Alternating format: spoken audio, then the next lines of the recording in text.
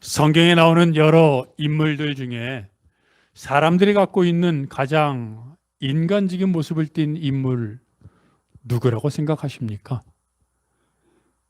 사람들마다 생각이 다르긴 하겠지만 대부분 야곱의 이름을 들어보면, 야곱의 일생을 이야기하면 야곱이야말로 사람들이 겪을 수 있는 산전수전, 공중전 이런 거 다 겪은 사람이지라고 공감할 겁니다.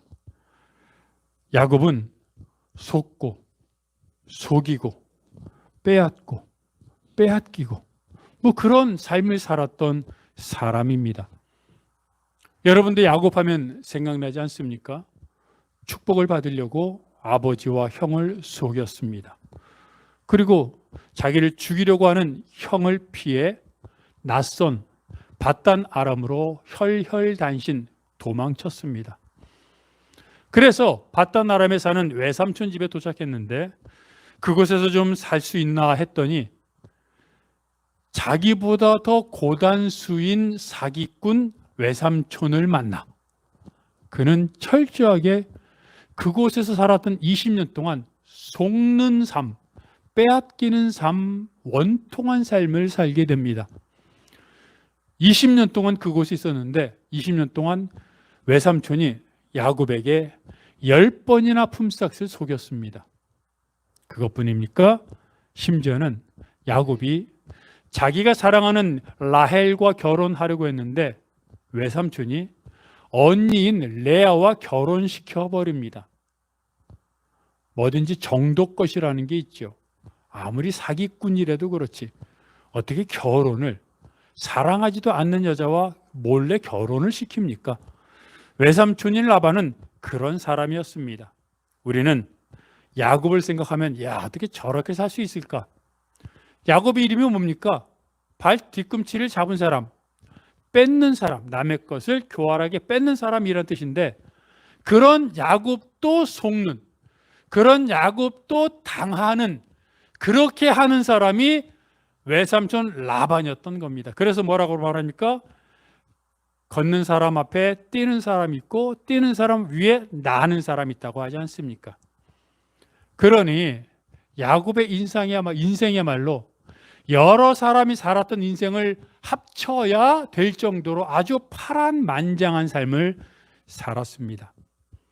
그런데 우리가 야곱의 인생을 이야기하는 이유는 여러분, 야곱이 신앙인이었기 때문입니다. 야곱은 하나님을 믿는 사람이었습니다. 하나님 믿는 사람이 어떻게 그렇게 파란만장한 삶을 살 수 있었지? 우리가 그런 시각으로 야곱을 봐야 합니다. 또 어떤 모습으로 봐야 되냐면, 그럼 야곱이 신앙이 있었다고 하는데 야곱이 그런 힘들고 어려운 삶을 사는 동안 신앙이 했던 역할은 무엇인가? 야곱은 그 신앙을 통해 어려움을 이겨냈는가? 아니면 야곱에게 신앙은 무용지물이었는가? 야곱의 인생의 주인공은 누구인가? 야곱인가? 아니면 하나님인가? 이런 관점을 갖고 야곱의 일생을 하나하나 살펴보다 보면 이게 하나님이구나 라는 사실을 깨닫게 됩니다. 우리가 알아야 할 것은 야곱의 인생을 통해 인간이 이렇게 힘들게 살 수도 있구나 하는 것을 볼 것이 아니라 그거보다 조금 더 깊숙이 들어가서 이런 인생조차도 하나님이 버리지 않고 끝까지 인도하셔서 믿음의 사람으로 빚어내시는구나 라고 하는 야곱 위에 있는 야곱을 도우시는 하나님의 은혜를 봐야 합니다. 오늘 본문의 창세기 35장입니다. 일어나 베들로 올라가자라고 말하고 있지요. 그런데 그 35장에 하나님이 나타나시기 전까지 야곱의 모습을 전적으로 표현해 주는 것은 창세기 33장까지의 모습입니다. 창세기 33장은 야곱이 형 에서의 낯을 피하여 밧단 아람으로 피한 지 20여 년 만에 다시 가나안으로 돌아온 상황, 그리고 가나안으로 돌아와서 오늘 본문의 배경인 세겜 땅에 머무르는 상황을 이야기합니다. 생각해 보십시오. 20년 전에 혈혈단신으로 보따리 하나 짊어매고 도망치듯 달려나왔습니다. 아무것도 없었습니다. 그런데 그랬던 야곱이 20년 만에 거대한 양소, 나귀와 같은 떼를 이루고 거부가 돼요. 그리고 많은 자녀들과 종들을 데리고 다시 가나안으로 금의 환향했습니다. 얼마나 감사하고 자부심이, 기쁨이 대단했겠습니까? 이렇게 부를 이룬 것만으로도 자랑거리인데 야곱은 창세기 33장 마지막에서 세겜 땅에 이르러 하나님께 제단을 쌓고 뭐라고 했냐면 엘로헤 이스라엘이라고 외쳤습니다. 즉 하나님, 하나님, 나의 하나님. 그들의 하나님이 아닙니다. 저 사람의 하나님도 아닙니다. 우리들의 하나님도 아닙니다. 하나님이 바로 나의 하나님이라고 하는 그런 믿음을 가지게 된 것입니다. 그러니 20년 만에 돌아온 야곱이 거대한 떼를 이루고 거기에다 신앙조차 하나님, 하나님, 나의 하나님이라고 외치는 그런 큰 신앙을 이루었으니 이것이야말로 믿는 사람으로 본다면 신앙과 물질과 모든 것을 다 거머쥔 인생 아니겠습니까? 그러니 야곱이 얼마나 행복했을까 하는 것을 생각하게 됩니다. 야곱이 그 이후로 계속해서 행복했을까? 사람들은 아마도 야곱이 행복하게 살았을 것이라 생각합니다. 창세기가 더 진행되지 않고 끝났다면, 창세기 33장으로 끝났다면 아마도 야곱은 행복하게 살았을 것이다 짐작할 것입니다. 하지만 실상은 그렇지 않았습니다. 신앙인의 삶이 얼마나 행복한지 돌아보기 위해서는 그 신앙인의 신앙을 살펴봐야 합니다. 세겜에 정착하기 20년 전에 야곱이 형 에서의 낯을 피하여 도망칠 때 베델에서 하나님이 나타나셨죠. 그리고 하나님이 야곱에게 이렇게 말씀하셨습니다.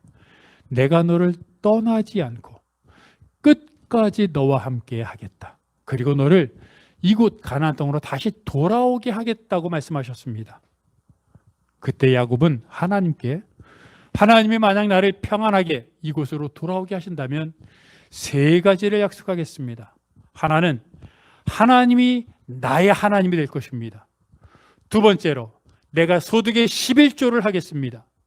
세 번째는 하나님이 나타나신 이곳 베델이 하나님의 전이 될 것입니다. 라고 세 가지를 약속했습니다. 그러니 20년 만에 세겜으로 돌아온 야곱이 그 신앙에 하나님께 했던 약속을 지키면서 살았는지를 살펴보면 야곱이 얼마나 행복했는지를 우리가 알 수 있습니다. 뭐라고 약속했다고요? 세겜에 정착하기 전 20년 전에 도망칠 때 이렇게 말했습니다. 내가 가나안으로 평안하게 돌아오게 해주시면 첫째 하나님이 나의 하나님이 될 것입니다. 그런데 제가 뭐라 그랬습니까?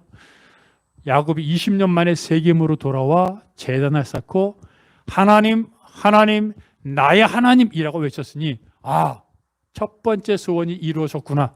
하나님을 나의 하나님, 야곱의 하나님으로 불렀으니 그 신앙이 얼마나 좋은가라고 우리가 생각할 수 있습니다. 사실 그때까지는 괜찮았습니다. 그런데 여러분, 하나님을 향한 믿음이라는 게 외치는 말로 표현됩니까?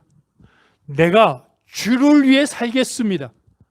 사나 죽으나 내가 주를 위해 살겠다고 찬양을 부르면, 기도할 때 주님, 내가 주를 위해 모든 것 헌신짝처럼 내버리고 모든 삶을 주를 위해 살겠습니다라고 기도하면 그게 신앙입니까? 그게 그 사람의 신앙의 현 주소입니까? 사실은 찬양하고 입으로 시인하고 기도했던 그 신앙의 말들, 단어들을 얼마나 행동으로 옮기느냐가 진짜 신앙입니다.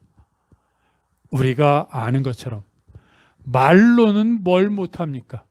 말로는 소 100마리도 잡을 수 있고, 말로는 내 전 재산 다 바칠 수 있고, 말로는 내 생명 지금이라도 하나님께 드릴 수 있습니다.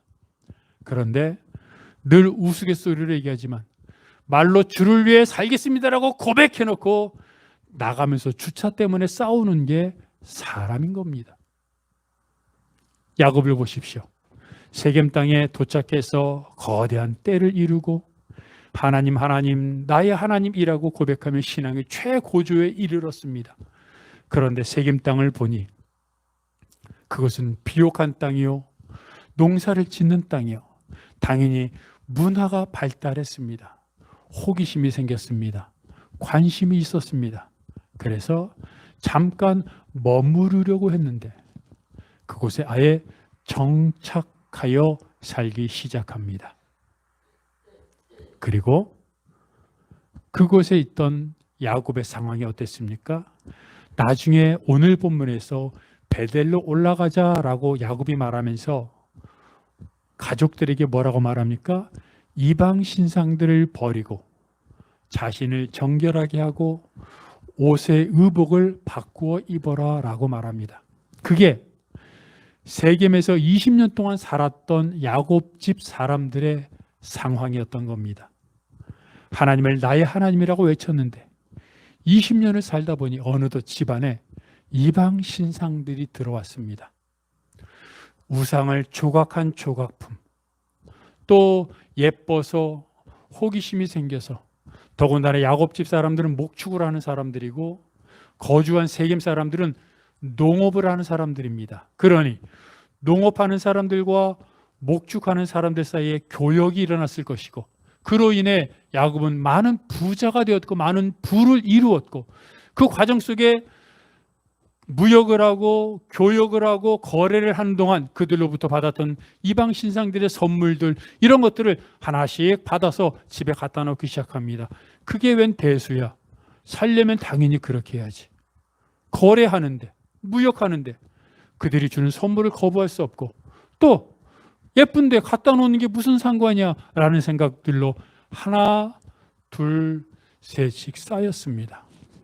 근데 그게 어떤 상황이 되었습니까? 야곱이 말한 것처럼 자신을 정결케 하라고 말했죠. 이방 신상들이 하나씩 들어오면서 옷이 점점 화려하게 변하면서 그들의 시선이 하나님을 향했던 것이 아니라 세겜으로, 이방 신상으로 바뀌어 나갔습니다. 즉 야곱은 나의 하나님이 될 것이라고 말했지만 그의 삶은 나의 하나님이 아닌 흐트러진 삶, 불투명해진 신앙이 되고 말았습니다. 야곱은 20년 전에 야곱의 베델에서 뭐라 그랬습니까? 11조를 드리겠다고 했습니다. 하지만 기록이 보면 어떠한 말도 기록되어 있지 않으니 소득의 11조를 했는지는 알 수 없습니다. 하지만 하나님을 나의 하나님으로 외치는 신앙이 퇴색된 상태에서 11조를 했다면 그것이 어떤 의미가 있겠으며, 또 그런 신앙의 상태에서 소득의 11조를 제대로 했겠습니까? 세 번째로 야곱은 무엇이라고 말했습니까? 베델에서 베델이 하나님의 전이 될 것이라고 말했습니다. 그렇다면 세겜으로 돌아온 야곱이 제일 먼저 할 일은 뭡니까? 하나님이 나타나셨던 베델로 가서 하나님께 제사 드리는 겁니다. 당연한 것 아닙니까? 약속했잖아요. 그런데 야곱은 세겜에 머물면서 더 이상 베델로 가지 않았습니다. 그러면 세겜에서 베델까지 너무 거리가 멀어서 너무 머니 나중에 가자 하다가 안 간 것일까요? 세겜에서 베델까지 거리는 약 48km, 50km입니다. 우리 최준호 집사님 잘 아시지 않겠습니까? 50km 정도면 뭐 자가용이야 뭐 금방이지만, 물론 걸어서는 하루길 또는 뭐 이틀길이면 갈 수 있는 길입니다. 아니, 20년 만에 가나안으로 돌아왔습니다. 그리고 하나님께 약속드린 약속을 지키려고 했습니다. 그런데 하룻밤만 더 가면 48km, 약 50km만 더 가면 하나님이 나타나셨던 베델이었는데, 그곳에 가서 하나님, 나를 이렇게 돌아오게 하셨으니 감사합니다 하고 제사를 드려야 하는데, 야곱은 베델로 가서 제사를 드리지 않았고 그냥 세겜에 머물면서 제사를 드렸습니다. 이게 야곱의 신앙이었습니다. 그래도 이 정도면 된 것 아닐까요? 베델까지 50km만 더 가면 되지만 베델이나 세겜이나 50km 뭐 좀 안 가면 어때? 하나님 앞에 제사 드리는 게 중요하지 라고 스스로를 합리화하면서 세겜에서 제사를 드렸습니다. 그런데 여러분, 베델까지 가지 않고 세겜에서 제사를 드린 야곱의 마음이 중요한 것 아닙니까? 왜 그렇게 했을까? 세겜을 떠나기 싫었기 때문입니다. 비옥한 땅, 발달된 문화, 찬란하고 여유 있고 늘 멋있어 보이는 세겜 사람들의 모습을 보니, 그리고 모처럼 그런 문화에 적응하고 조금씩 접촉했는데 그것을 떠나 50km밖에 되지 않는 베델은 세겜과는 영 다른 곳입니다. 황량하고 막막하고 적막한 광야와 같은 곳입니다. 가기 싫었던 겁니다. 그래서 세겜에 머물면서 이곳이 좋사오니, 그러면서도 하나님께는 하나님 나의 하나님이라고 외쳤던 야곱의 이중적인 모습, 그러나 인간적으로는 이해되는 모습, 왜냐하면 우리가 그렇게 살고 있으니까. 이러한 야곱의 20년 동안의 세겜에서의 삶이 바로 오늘을 사는 우리들의 모습과 너무나 비슷합니다. 이러한 야곱에게 일어났던 일이 무엇입니까? 34장입니다. 딸 디나가 몹쓸 짓을 당하고, 그로 인해 야곱의 아들들이 세겜 남자들을 모조리 전멸시키고 여자와 아이들은 포로로 잡아오고 물건을 노력하는 아주 처절한 세상적인 방법으로 응징하라고 복수를 했지요. 딸 디나가 몹쓸 짓을 당한 것은 정말 안타까운 일입니다. 그런데 우리가 인간적으로 생각해도 그것 때문에 세겜 마을 남자들을 다 죽이고 여자와 아이들을 포로로 잡고 모든 물건을 노략질하는 게 정당화됩니까? 아닙니다. 야곱이 세겜에서 살았던 20년 동안에 신앙이 이렇게 추락해버리고 말았습니다. 야곱은 딸 디나가 몹쓸 짓을 당했을 때 하나님 앞에 나아갈 신앙조차 없었습니다. 하나님 나의 하나님이라고 외쳤던 20년 전의 그 신앙이 이제는 집안에서 큰 일을 당했는데도 하나님을 찾을 기력조차 없는 신앙으로 변질되었고, 그리고 대처 방법 또한 하나님의 방법이 아닌 철저한 세상적인 방법으로 변해버린 야곱의 마음, 야곱의 신앙, 야곱 집사람들의 신앙이었습니다. 우리들이 사는 것이 바로 이렇지 않습니까? 살 때마다, 지금까지 살아온 순간마다 여러분 생각해 보십시오. 얼마나 많은 삶의 곡절, 우여곡절을 겪었습니까? 사랑하는 사람을 잃어버리기도 합니다. 몸이 아파서 대수술을 받아 죽음의 문턱을 드나들기도 합니다. 믿었던 사람에게 돈 떼이고 발등에 찍힌다고, 도끼 찍힌다고 정말 배신당하기도 하고, 동업하다가 헤어지고, 물질 문제 때문에 철저하게 낮아져. 그래서 사람의 무심함, 그리고 사람들을 외면당해 보기도 하고, 그런데 이상하게도 그런 순간이 있을 때마다 하나님의 도우심을 경험하더라는 겁니다. 이적처럼 하나님의 은혜가 다가오기도 합니다. 때로는 주변 사람들과 이런저런 사람들의 도움을 통해 위기를 겪고 넘어가기도 합니다. 중요한 것은 기적처럼 하나님의 은혜가 임하든 또는 주변 사람들의 도움이 있든 믿는 사람들은 그때마다 하나님이 나를 도우시는구나. 하나님이 나를 지키시는구나. 내가 끝까지 간 줄 알았는데, 내가 삶의 밑바닥에 떨어진 줄 알았는데 하나님이 다시 나를 일으켜 세우시는구나. 그때마다 깨닫는다는 겁니다. 그리고 감사하죠. 그리고는 다짐합니다. 주님, 내가 이제 주를 위해 살겠습니다.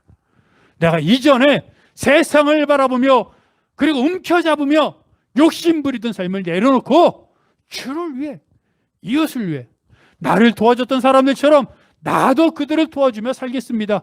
주님, 나의 인생을 받아주옵소서. 찬양하며 기도합니다. 야곱이 그러지 않았습니까? 그런데 그리고 나서 또 1년, 2년, 3년 지나다 보니 어느덧 야곱처럼 집안에 큰 위기가 닥쳐와도 하나님 앞에 기도할 생각조차, 기도할 기력조차 없는 변색된 신앙인으로 떨어지고 맙니다.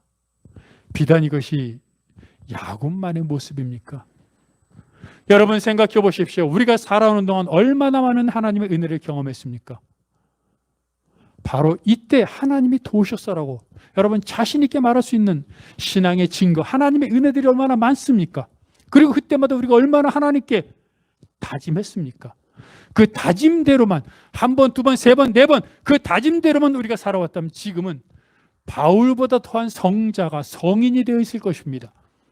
하지만 다짐은 무너지고 또 결심은 무너지고 일어났다 쓰러졌다를 반복하다가 이제는 야곱처럼 집안에 큰 일이 일어나도 하나님께 찾기보다는 아들들을 의지하고 세상의 방법으로 행하는 그런 신앙의 수준이 되고 만 것, 그게 야곱만의 모습입니까?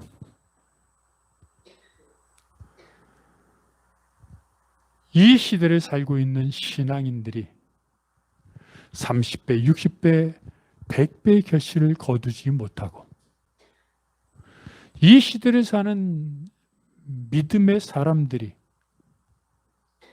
세상 사람들과 별반 다르지 않게 물질을 추구하고 권력 앞에서 꼼짝 못하며 하루하루 삶을 영위하며 사는 모습, 이것이 바로 오늘 본문 직전에 있는 34장의 야곱의 모습과 별반 다르지 않습니다.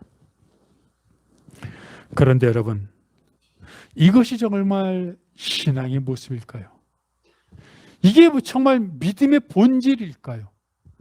하나님이 원하시는, 무엇이든지 원하는 대로 구하라 그리하면 이루리라라고 말씀하셨던 하나님의 은혜와 능력이 우리가 살아가는 모습과 똑같습니까? 그렇지 않다는 겁니다. 감사한 것은, 다행인 것은 35장에 하나님이 나타나셨다는 사실입니다. 하나님은 33장과 34장 속에 야곱이 하나님을 찬양했다가 20년 동안 하나님 앞에서 멀어지는 삶을 사는 모습을 그대로 지켜보시고 보시다가 35장에 비로소 나타나십니다. 그리고 말씀하십니다. 일어나 베델로 올라가서 제단을 쌓고 하나님 앞에 제사 드려라. 여러분 생각해 보십시오. 야곱의 지금 고민은 무엇입니까? 세겜 사람들을 다 죽이고 빼앗고 노력했으니 세겜 사람들과 같은 민족인 주변 민족들이 그 소식을 듣고 야곱 가족들을 죽이기 위해 지금 모여서 모의를 하고 있습니다. 조금만 있으면 우리 눈앞에 안 보여서 그러지 하루만 있으면, 어쩌면 이틀만 있으면 민족들이 칼을 들고 모든 무게를 들고 쫓아와 다 야곱 사람들을 죽이고 진멸할 겁니다. 그게 눈에 뻔히 보이는데 야곱은 그래서 겁이 나고 두려워. 어떻게 해야 되나? 방법은 없고 두려움에 떨고 있는데 하나님이 베델로 올라가서 제사 드리라고 말합니다. 웬 뚱딴지 같은 소리입니까? 하나님이 나타나셨으면 지금 너의 문제 내가 해결해 줄 테니 너는 어떻게 해라 라고 말씀하셔야 되는데 하나님은 야곱이 지금 고민하는 것과 전혀 상관이 없는 하나님을 향한 제사를 향해서 말씀하고 있다는 겁니다. 야곱은 말하는 겁니다. 왜 디나가 하필 그날 거기를 가서 1시간만 늦게 도착했으면 그 세겜을 안 만났을 텐데 다른 날 갔으면 얼마나 좋았을까? 또는 그 마을에 들어가지 말고 마을 입구에서 서성거리다 돌아왔으면 얼마나 좋았을까? 왜 하필 그날 그 장소 그 사람을 만났을까라고 그 사건을 불평하고 원망하고 있습니다. 또 야곱은 말합니다. 왜 아들들이 세겜 남자들을 다 죽여가지고 이 꼴이 됐을까? 다 죽이지만 않았어도 야곱의 관심은 지금 현재에 집중되어 있습니다. 현재 사건에 집중되어 있습니다. 그리고 그 사건의 원인을 그 사건으로 생각하는 겁니다. 그날만 아니었으면, 그것만 아니었으면, 그날 거기 가지 않았으면, 세겜 남자들을 죽이지 않았으면 이라고 야곱은 생각하는 겁니다. 그리고 그것만 아니었으면 답답하다. 내가 그날 디나와 함께 있기만 했어도 이런 생각을 하는 겁니다. 하지만 하나님은 그것이 아니라고 말하는 겁니다.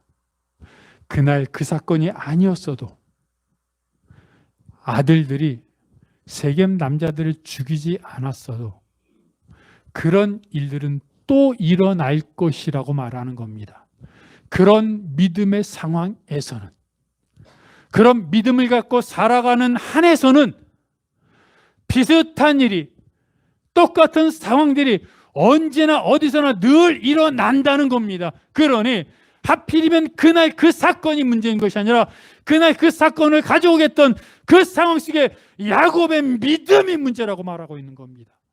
근데 사람들은 믿음이 문제가 아니라 그날 그 사건의 문제이고, 그리고 형제들이, 아들들이 사람들을 죽인 게 문제라고 생각하지만 하나님은 믿음을 떠나 살았던 야곱의 신앙이 문제라고 말하는 겁니다. 여러분, 우리도 마찬가지입니다. 몸이 아파서 또는 병에 걸리고 수술을 할 때 내가 체력 관리만 제대로 했어도, 또는 내가 그 사람하고 동업하지만 않았어도, 내가 거기에 투자하지만 않았어도 우리는 그렇게 생각합니다. 근데 하나님은 그렇게 말씀하시지 않습니다. 그 투자, 그 사건, 그 질병, 이것이 문제가 아니라 하나님을 떠나 살았던, 베델로 올라가 하나님 앞에 예배드리지 않고 내가 원하는 대로 살았던 삶이 문제라고 말하는 겁니다. 그래서 하나님은 베델로 올라가 예배드리라고 야곱에게 명령하십니다.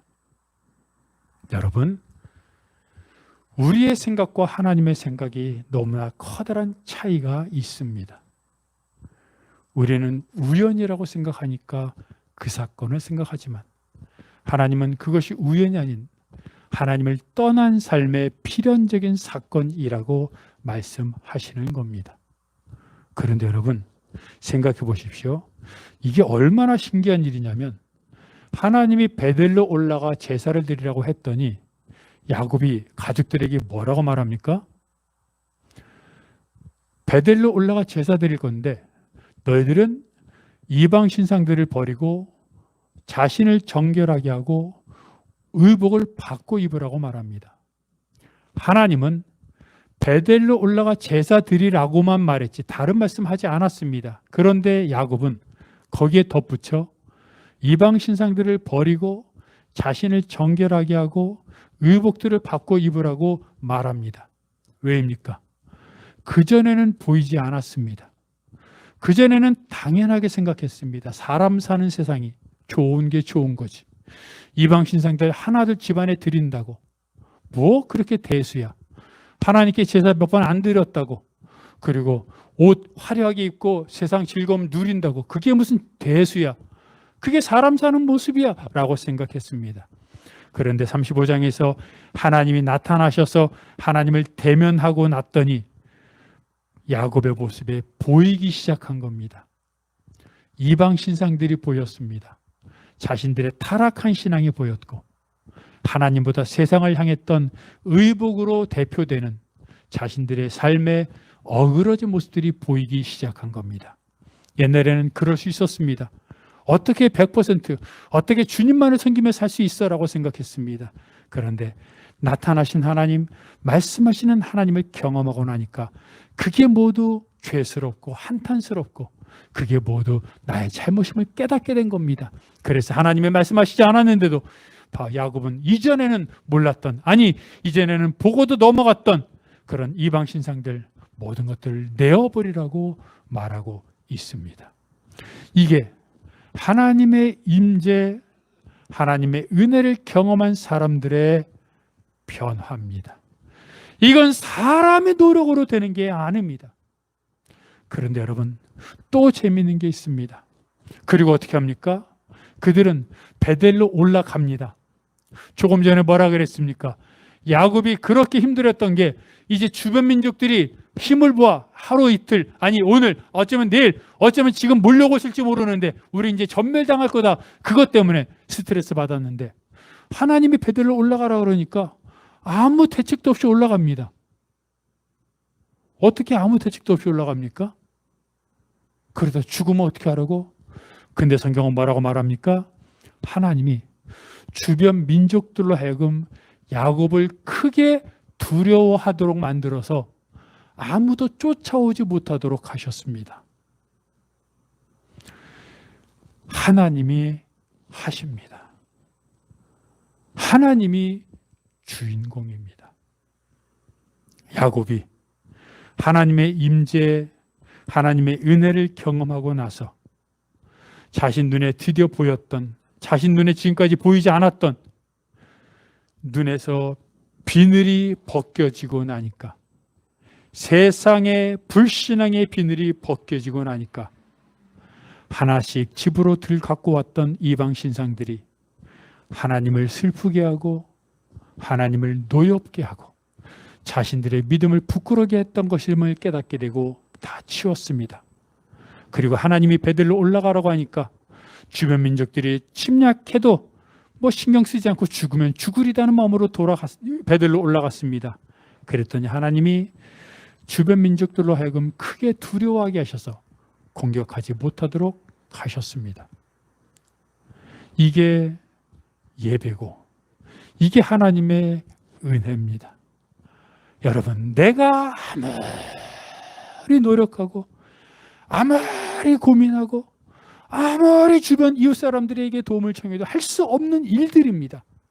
그런데 그 상황 속에서 하나님의 은혜를 경험하고 나니까, 하나님의 임재를 경험하고 나니까, 위로부터 내려오는 하나님의 은혜를 체험하고 나니까 눈이 바뀌고 생각이 바뀌고 가치관이 바뀌고 모든 것이 바뀌어버립니다. 그랬더니 자신이 걱정했던 것들은 어떻게 됐습니까? 하나님이 일거에 해소시켜 줍니다. 그리고 야곱은 가족을 이끌고 베델로 올라가 예배드립니다. 그런데 여러분, 오늘 보면 다음에 보면 하나님께 제사 드리면서 야곱은 이렇게 말합니다. 하나님이 자기와 말씀하시던 곳, 베델을 그렇게 3번이나 언급합니다. 하나님이 자기와 말씀하시던 곳, 하나님이 자기와 말씀하시던 곳, 하나님이 자기와 말씀하시던 것. 여러분, 나중에 오늘 보면 뒷부분을 읽어보십시오. 하나님이 자기와 말씀하시던 곳, 그곳을 베델이라 불렀다고 말합니다. 얼마나 마음에 각인 일이었으면 자기에게 말씀하시는 하나님을 기억하고 3번이나 기록하며 하나님께 영광을 돌렸겠습니까? 말씀하시는 하나님을 체험하는 게, 말씀하시는 하나님 자리로 나아가는 게 예배입니다. 왜 우리의 삶이 힘들고 어려운 속에서도 하나님을 찾지 못하고 좌절하고 절망합니까?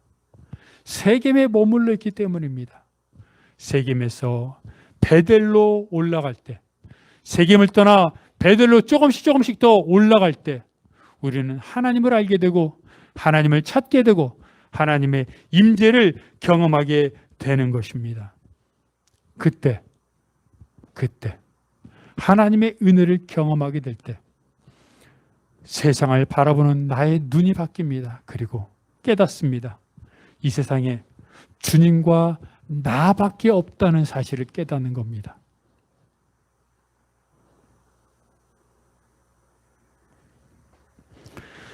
주 안에 기쁨 누림으로 마음의 풍랑이 잔잔하니 세상과 나는 간 곳 없고 구속한 주만 보이도다. 여러분 경험하시지 않았습니까? 우리가 힘들고 어려운 일이 있을 때 얼마나 주님 앞에 나아가 눈물을 흘리며 기도했습니까? 기도할 때 눈물이 떨어지며 통곡하며 하나님 앞에 나아갈 때 그때는 하나님과 나밖에 없는 겁니다.